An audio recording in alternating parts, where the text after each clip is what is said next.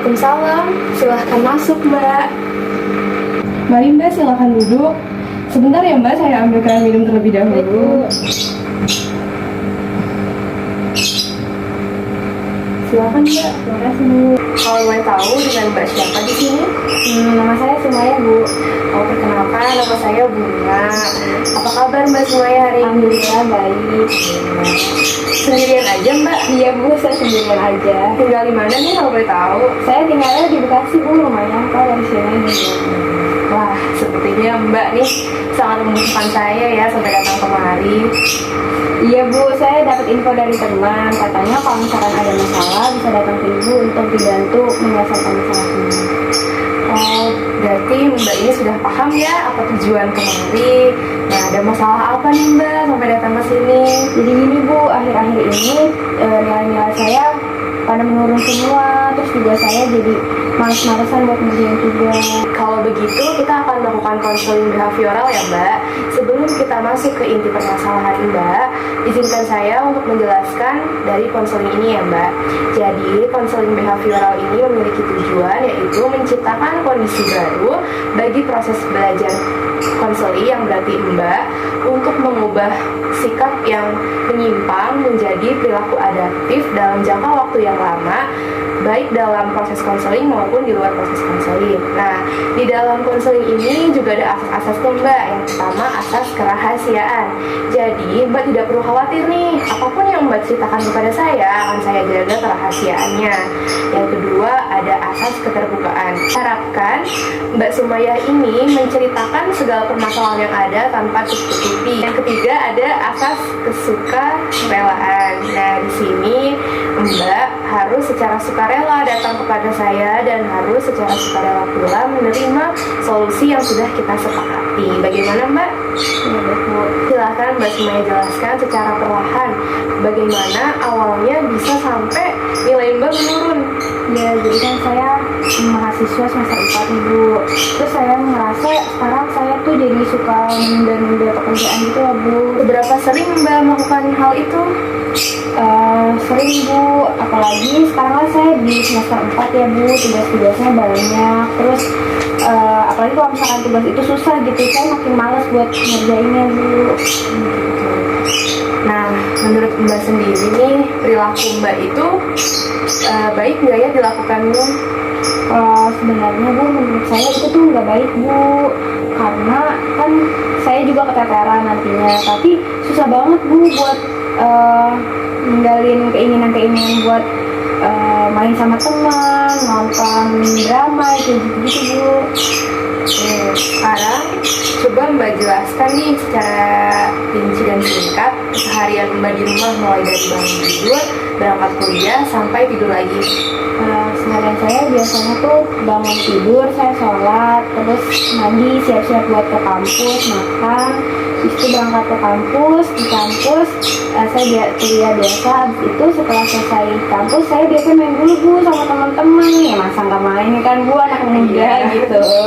Nah, udah selesai main, saya bersih-bersih, istirahat sebentar. Habis itu saya lanjut main HP Bu, nonton, scroll-scroll, sosmed kayak gitu lah Bu. Oke, berarti sebenarnya Mbak ini punya banyak waktu luang ya. Hanya saja kurang memanfaatkan waktu luang itu dengan baik. Jadi bisa disimpulkan kalau permasalahan Mbak ini terletak ada di manajemen waktu. Nah, menurut Mbak, manajemen waktu yang baik itu seperti apa? Seharusnya nih Bu, saya habis pulang kuliah itu saya pakai buat istirahat sebentar. Habis itu saya bisa ngerjain tugas seharusnya Bu, nyicil-nyicil. Apalagi kalau misalkan yang susah gitu, saya kerjain dikit-dikit. Itu Bu harusnya. Iya ya. Nah, keren sekali nih Mbak Sumaya langsung bisa mengerti hal apa yang harus dilakukan. Berhubung Mbak udah ngerti hal apa yang harus diubah. Nah, jadi untuk memperkuat keinginan Mbak untuk berubah ini, kita perlu ada suatu komitmen. Nah, yang namanya itu kontrak perilaku.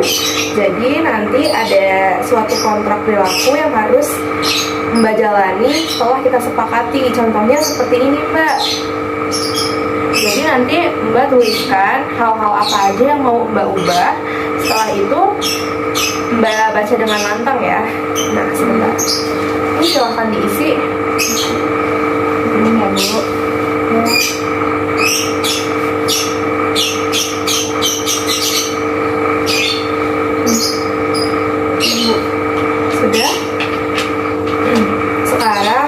ingin Mbak Sumaya membacanya dengan lantang. Baik, Bu. Di hadapan Ibu Bunga, saya Sumaya berjanji pada tanggal 30 April 2023 akan melakukan hal-hal berikut. Yang pertama, jika ada tugas, saya akan segera mengerjakan. Yang kedua, saya tidak akan teralihkan oleh HP jika belum mengerjakan tugas. Yang ketiga, jika ada tugas yang saya kurang mengerti, saya akan bertanya kepada teman atau dosen yang bersangkutan. Usaha saya dikatakan berhasil jika saya melakukan kontrak perilaku saya ini. Apabila saya berhasil melakukannya, saya akan menonton seri selama yang saya mau, tetapi di hari libur. Jika saya gagal, maka saya tidak akan menonton seri selama 1 bulan. Dan telah saya sepakati dengan Ibu Bunga, tanggal berakhirnya kontrak ini adalah 30 Mei 2023. Oke, saya tekankan sekali lagi, apabila Mbak Sumaya berhasil menjalankan kontrak ini dengan baik, Mbak dapat menonton series favoritnya. Bener ya, Bu? Iya, tentunya, tapi di waktu luang. Oke. Nah, jika Mbak Sumaya gagal menjalankan kontrak perilaku ini, Mbak dilarang untuk menonton series favoritnya selama 1 bulan. Dan tentunya hal ini juga akan saya informasikan kepada orang tua Mbak. Nanti saya minta nomor teleponnya ya Mbak. Tentunya agar orang tua Mbak ini bisa mengontrol tingkah laku anaknya agar tidak melanggar kontrak yang sudah disepakati. Nah, saya ulangi lagi. Jadi akar permasalahan dari Mbak Sumaya ini terletak pada manajemen waktu yang kurang baik. Solusinya harus bisa lebih mengatur waktu dengan baik. Nah, dari permasalahan Mbak ini dapat kita ambil pelajaran bahwasannya setiap perilaku yang kita lakukan akan mendapat konsekuensinya. Nah, konsekuensi dari hal yang Mbak perbuat apa? Nah, saya jadi turun, Bu. Sama saya keteteran sama tugas-tugasnya gitu. Apa ada hal lain yang ingin Mbak Sumaya sampaikan? Untuk saat ini sepertinya cukup, Bu. Semoga saya bisa menyelesaikan kontrak ini dengan baik ya, Bu. Amin.